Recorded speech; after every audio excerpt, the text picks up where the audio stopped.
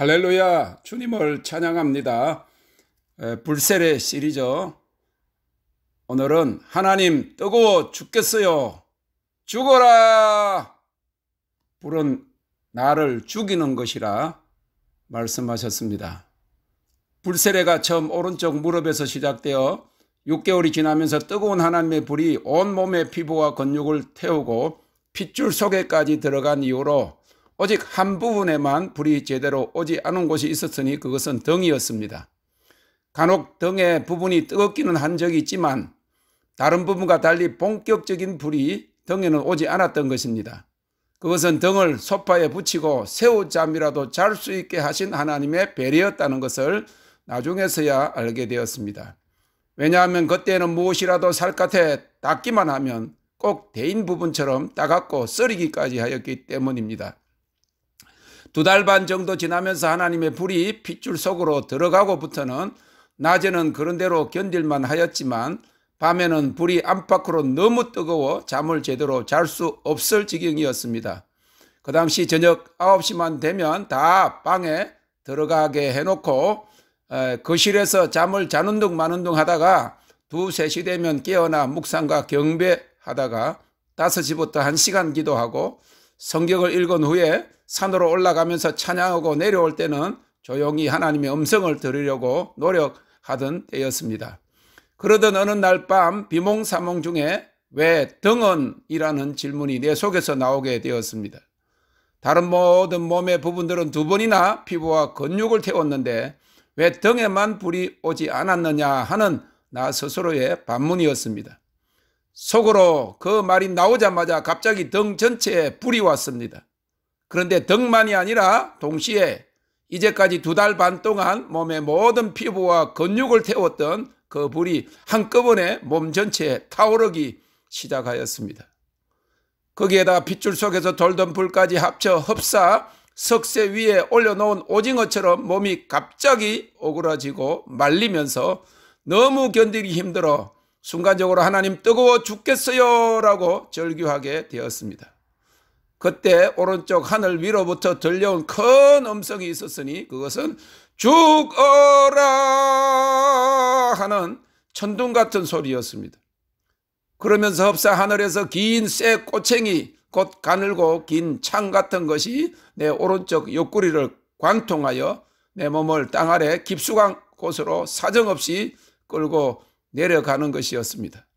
땅속으로 끌려가면서 그래도 미련이 남아서 석쇠 위에 놓여져 오그라지고 있던 오징어 같은 내 몸을 보았더니 어느새 다 타서 공중에 한 줄기 검은 재로 남았다가 사라지는 것을 보았습니다.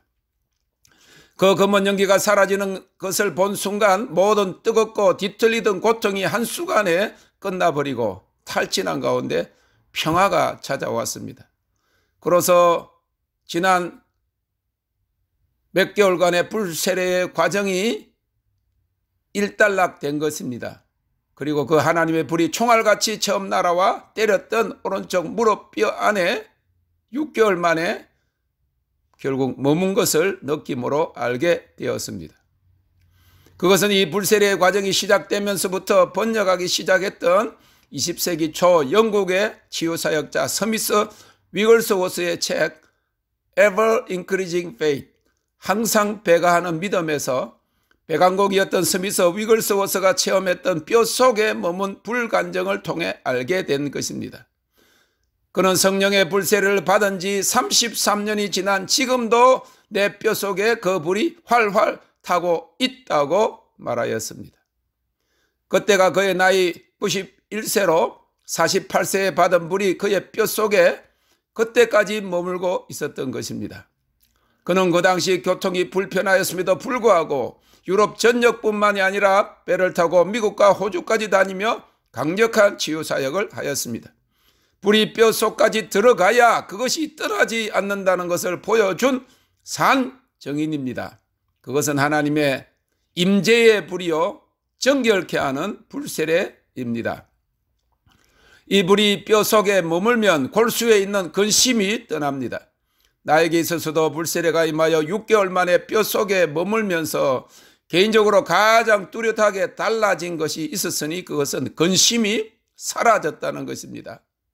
요한복음 14장 1절은 너희는 마음에 근심하지 말라 하나님을 믿으니 또 나를 믿으라 하였습니다.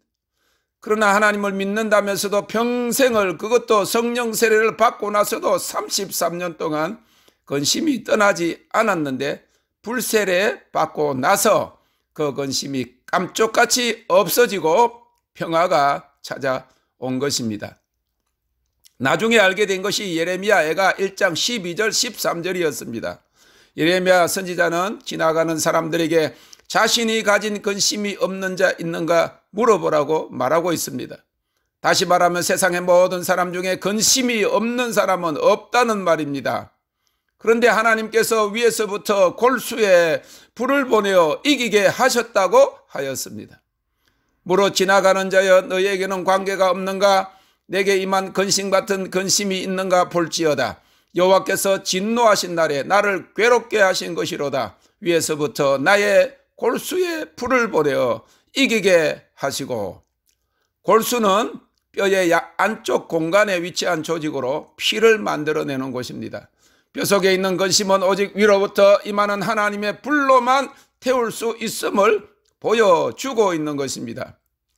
그리고 불이 뼈 속에 임하면 쉽게 넘어지지 않습니다.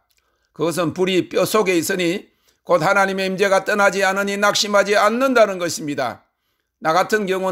제 같은 경우는 조금 실망이라도 하려 하면 왼쪽 다리 주위로 불이 휙 감아 도는 경험을 종종 하게 됩니다. 왼쪽은 내 이성과 생각을 말하는 것인데 그 생각을 불로 태우는 것입니다. 그리고 그 불은 영광을 가져옵니다. 불이 태우고 사르고 정결하게 하기에 그 다음에 거룩한 영광이 임할 수 있는 것입니다. 역대하 7장에 나타난 솔로몬의 성전에 임한 여호와의 불이 제단 위에 제물을 사르고 난 후에 여호와의 영광이 성전에 가득 찬 것과 같은 것입니다. 그리고 그 불은 결국 사역에서 나타나는 능력이 됩니다. 주로 치유와 기적 사역이 정결함과 거룩함의 능력으로 나타나는 것입니다. 세례 요한은 마태복음 3장 11절에서 나는 너희로 회개케 하기 위하여 물로 세례를 주거니와 내 뒤에 오시는 이는 나보다 능력이 많으시니 나는 그의 신을 들기도 감당치 못하겠노라. 그는 성령과 불로 너희에게 세례를 주실 것이요 라고 하였습니다. 성령 세례가 복음의 증인이 되게 하는 능력 세례라고 하면 불세례는 환난과 심판의 세례가 아니라 정결케 하는 세례입니다. 마태복음 3장 12절에 손에 키를 들고 자기의 타작마당을 정하게 하사 알곡은 모아 곡간에 들이고 쭉정이는 꺼지지 않는 불에 태우시리라 하신 말씀에서 불세례는 많은 사람들이 잘못 알고 있는 꺼지지 않는 지옥불에 넣는 것이 아니라 오히려 알곡을 곡간에 들이기 위한 정결케 하는 세례입니다. 곧 마지막 불심판에서 구원하시기 위해서 정결함과 거룩함으로 들어가게 하는 세례인 것입니다. 베드로후서 3장 10절 13절에 보면 그러나 주의 날이 도적같이 오리니 그 날에는 하늘이 큰 소리로 떠나가고 체질이 뜨거운 불에 풀어지고 땅과 그 중에 있는 모든 일이 드러나리로다. 이 모든 것이 이렇게 풀어지리니 너희가 어떠한 사람이 되어야 마땅하뇨. 거룩한 행실과 경건함으로 하나님의 날이 임하기를 바라보고 간절히 사모하라.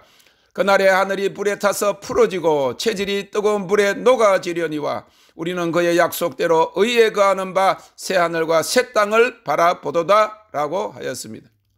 그러므로 불세례는 주님이 오시기 전 흠도 없고 점도 없는 주님의 신부가 되게 하는 세례입니다. 베드로후서 3장 14절에 그러므로 사랑하는 자들아 너희가 이것을 바라보나니 주 앞에서 점도 없고 흠도 없이 평강 가운데서 나타나기를 힘써라. 오직 태우고 사름으로 정결케 하는 불세례를 받읍시다. 그 불은 나를 죽이는 것입니다. 죽어라. 정결케 하는 이 불은 나를 죽이는 것입니다. 죽어야 사는 것입니다. 불이 우리를 정결케 하고 태우고 사름으로 말미암아 하나님의 영광이 임하게 되고 영광의 집이 되고 도시를 향한 영광의 문이 되고 결국 우리가 가는 곳곳마다 마지막 부흥의 그 역사인 물이 바다 덮음같이 여호와의 영광을 인정하는 것이 온 세상에 가득하는 그 영광을 가져오는 정결케 하는 불세례를 받으시기를 주님의 이름으로 축원합니다. 땡큐 롯. 주님을 찬양합니다. 주님을 경외합니다.